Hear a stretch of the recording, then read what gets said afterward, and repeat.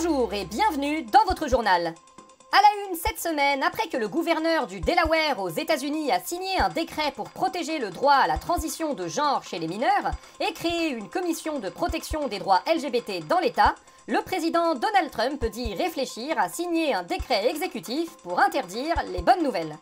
Décoration, Marlène Schiappa a reçu cette semaine la Légion d'honneur et ce en présence de Cyril Hanouna. L'une de ces deux informations est fausse, saurez-vous deviner laquelle ?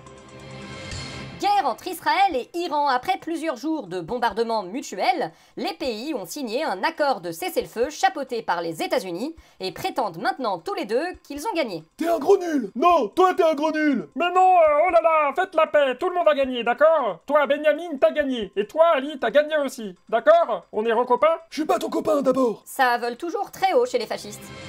Affaire Betaram, le rapport parlementaire sur l'affaire a été adopté par l'Assemblée nationale malgré l'abstention des députés du MoDem. François Bayrou, le contenu de ce rapport n'a pas encore été dévoilé, mais il devrait contenir 50 recommandations portées conjointement par un député insoumis et une députée macroniste.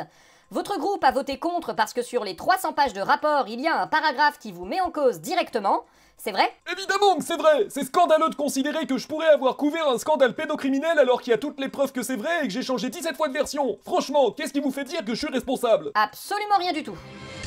Réforme des retraites. Après l'échec programmé du conclave accordé par François Bayrou, le Parti socialiste a décidé de déposer une motion de censure contre son gouvernement. Franchement, je suis outré. Ce traître de François Bayrou, on lui a accordé notre confiance et il l'a complètement trahi. C'est vraiment n'importe quoi. Je vais lui défoncer la gueule. Non, je sais que c'est tentant, très tentant, mais retiens-toi, soyons constructifs. Mais ça fait 6 mois qu'on leur dit de pas faire ça, c'est incroyable quand même. Oui, non, mais je sais, tout le monde est d'accord, absolument tout le monde, mais c'est pas une raison. Vraiment, j'ai peine à croire qu'il nous ait trahis comme ça et que son conclave sur les retraites c'est été que de la poudre aux yeux. Qui aurait pu prédire, vraiment? Je vais vraiment lui défoncer la gueule. Non mais pas tout de suite, on a besoin de lui encore un peu. À l'origine de cette censure, il y a donc l'échec du conclave sur les retraites. Le Premier ministre François Bayrou a pourtant tout fait pour l'empêcher. Bon sang, ce conclave sur les retraites ne va nulle part! Moi, nous ferons tout pour empêcher de parvenir à un accord. Oh, Medevboy est bien trop fort pour nous, comment faire pour l'arrêter? Oh, mais c'est un oiseau? C'est un avion! Non, c'est Super Bayrou! Ne vous inquiétez pas, Super Bayrou est là! Super Bayrou! Merci, Super Bayrou! Oh non, Super Bayrou, qu'est-ce qui va m'arriver? Super Bayrou, à l'aide! Qu'y a-t-il, brave citoyenne? On est en conclave pour changer la réforme des retraites et on n'arrive pas à se mettre d'accord. Alors, ne concluez pas d'accord!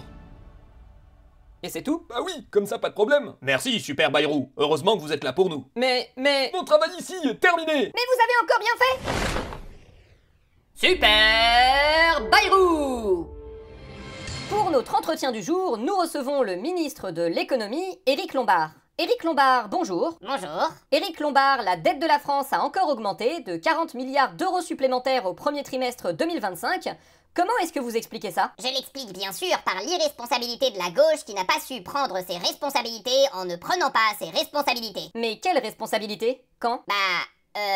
Vous savez, Vous voulez dire au moment où elle avait fait adopter plein d'amendements pour améliorer le texte initial, que les macronistes alliés au reste du socle commun ont voté contre, choisi la version qui les arrangeait et fait passer le texte en force?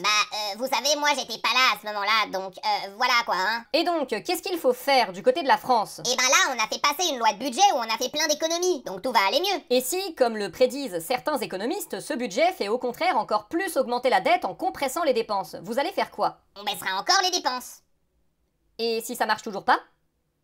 On baissera encore les dépenses. Donc en fait, tout ce que vous voulez faire, c'est baisser les dépenses. Voilà. Mais vous allez les baisser jusqu'où? Jusqu'à ce qu'on ait un budget à l'équilibre. Et ça arrivera quand, ça? Quand il y aura plus aucune dépense. Du tout. Là, on est sûr qu'il y aura plus aucun problème de dette. Ouais, et probablement plus de pays non plus. Nous vous souhaitons une fin de journée. À bientôt.